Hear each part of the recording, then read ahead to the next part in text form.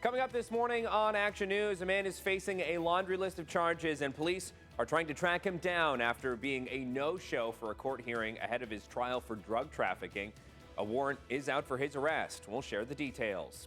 Plus, Ellensburg PD rolling out its 2025 Police Community Interaction Survey. Officials say the goal is to better understand crime and safety in the city and uncover ways to better provide support and service. We'll tell you where to fill it out. And we'll check in on the hub of Kennewick. With the winter months in full swing, how are the food trucks doing? Officials say the season is slow, but there's plenty of ways to enjoy the hub amid the cold. We'll have that story and more coming up as you start your day with us right here on Action News.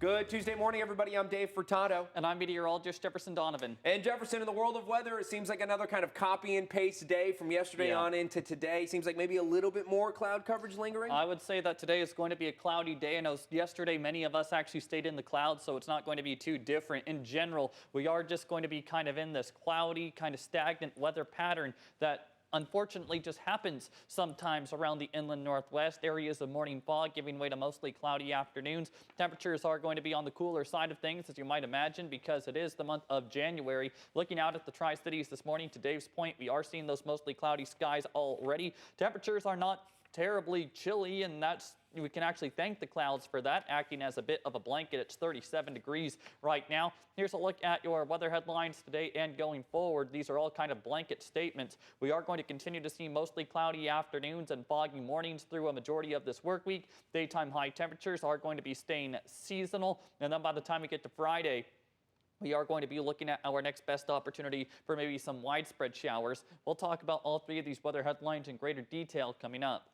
Thanks, Jefferson. We begin this morning in Kittitas County. Law enforcement officers are trying to track down a man facing a whole slew of charges. Michael William Turlington was first arrested for drug trafficking in 2023. Police say they found meth, cocaine, heroin, and approximately 200 blue copycat Percocet pills. Turlington had illegally parked in a handicap spot at the Pilot Travel Center. He's charged with possession of a controlled substance with intent to deliver, possession of a stolen vehicle, and theft. He was scheduled to appear in Kittitas County Court this past Friday for his upcoming trial, but he was a no-show. A warrant has been issued for his arrest.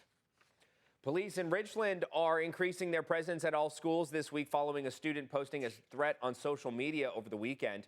The 14-year-old boy who made the comment on a TikTok post alluding to a mass shooting is being held at the Benton County Juvenile Detention Center. Authorities say the school, referred to as CMS on the post, was referring to Carmichael Middle School in Richland.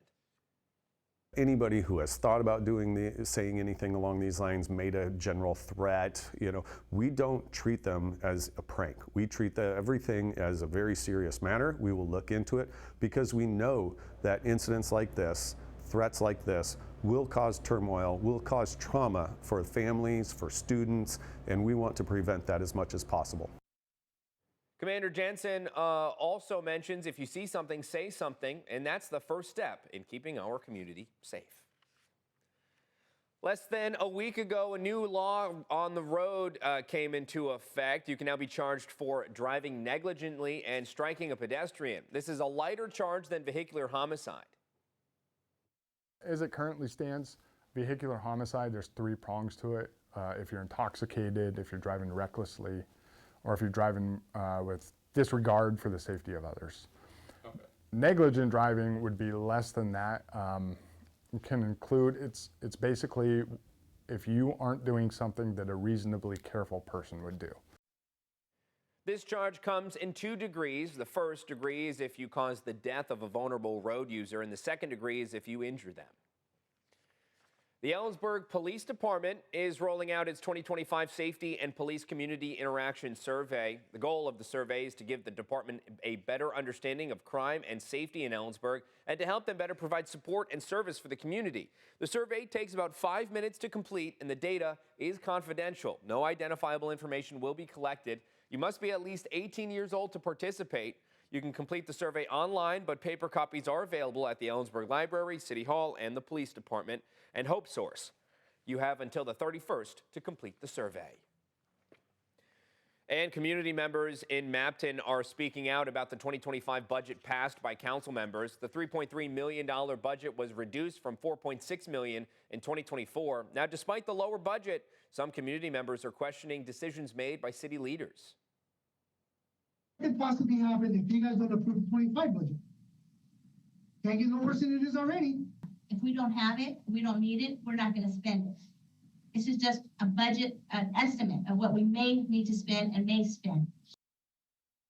Now, the budget is focused on operations and maintenance with potential capital projects to be added later. In addition, the council voted to approve Steve Araguz as the new police chief, filling a key role after the city was left without a police force. And in the meantime, a new school superintendent is set to take over the Mapton School District this summer. School board members have selected Elise Mangarelli to replace Dr. Joseph Castilla, who left the district this past fall. Mangarelli is currently serving as the interim superintendent. Castilla was hired as the superintendent in 2018, but is on paid leave until June 30th, following an investigation into his conduct and disagreements with the board over hiring decisions. Mangarelli told us she wants the community to know she's committed to the district's success as she transitions into her new role. And Walla Walla School Superintendent Dr. Wade Smith says he's stepping down from the role. Dr. Smith says he'll leave the position at the end of the school year on June 30th. He took the job in 2016, and now he's accepted a consulting position with a prominent firm specializing in educational capital planning and professional services. District leaders say they'll launch a comprehensive search for a new superintendent in the coming weeks.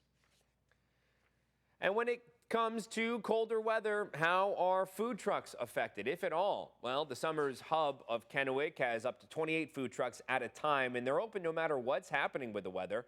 They do a few things, though, to maintain the trucks during the winter. Heaters are used inside of the trucks, and they also use a heated hose for their water source to prevent frozen water. But ultimately, business does slow down during these cold months. It's slower than the summer, for sure, but it's okay for us. We like to do events here in the wintertime to bring more people in for business for the food trucks as well as Brady's. And we have indoor heated seating, and the trucks do offer a pager system, so you don't have to wait in the cold for your food. You can wait inside. Now, Summer's Hub is open 7 days a week from 11 a.m. to 9 p.m. It's at 6481 Skagit Avenue in Kennewick between Chuck E. Cheese and Sportsman Warehouse. Now, Jefferson, let's talk weather. We were just chatting, how these colder temperatures, but another thing you just mentioned was the clouds kind of keeping us a little bit warmer. Yeah.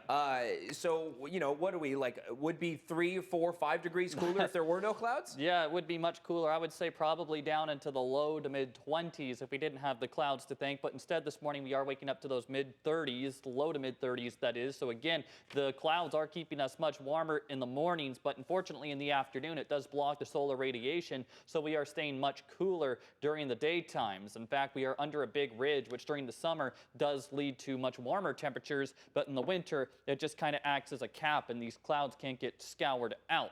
Now, for today, we are looking at temperatures that are going to be staying in the mid to upper 30s. These temperatures are very seasonal for this time of year, not straying too far off from average. I will tell you when our next best opportunity for a big temperature change will arrive coming up.